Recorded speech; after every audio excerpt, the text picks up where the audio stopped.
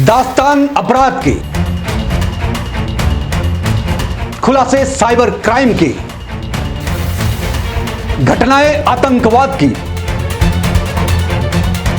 दिखाएंगे घोटालों का कच्चा चिट्ठा,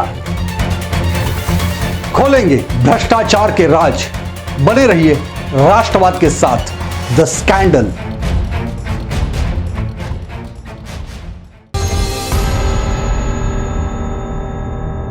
राष्ट्रवाद न्यूज में आपका स्वागत है। आज हम आपके सामने ऐसी घटना को दिखाएंगे जिसे देखकर आपके रोंगटे खड़े हो जाएंगे।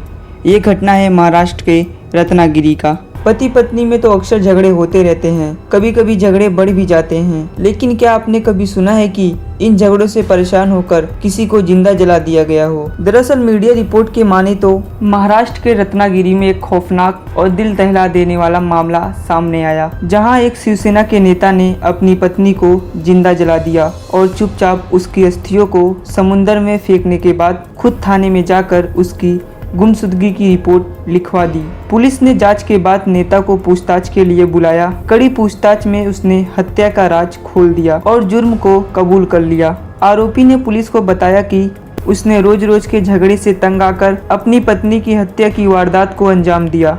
इस खुलासे के बाद पुलिस ने इस हत्याकांड में नेता और उसके 2 साथियों को गिरफ्तार कर लिया है। रिपोर्ट के मुताबिक पुलिस मामले की जांच कर रही है। एसपी मोहित कुमार गर्ग ने बताया कि आरोपी सुकांत को आगे की पूछताछ के लिए 19 सितंबर तक के लिए पुलिस कस्टडी में रखा गया है। उन्होंने बताया कि आरोपी शिवसेना नेता सुकांत सावंत रत्नागिरी का रहने वाला है। उसकी पत्नी स्वप्राली सावंत रत्नागिरी में एक पंचायत समिति की अध्यक्ष रह चुकी है। रत्नागिरी की राजनीति में दोनों काफी सक्रिय थे और दोनों की ही अपने क्षेत्र में अच्छी पहचान थी। जानकारी के मुताबिक पुलिस की जांच में आया कि पति पत्नी दोनों एक दूसरे पर अवैध संबंध रखने का आरोप लगाते थे। इस बात को लेकर आए दिनों दोनों के बीच झगड़े भी होते थे। 2 सितंबर को भी इनके बीच कहासुनी हुई।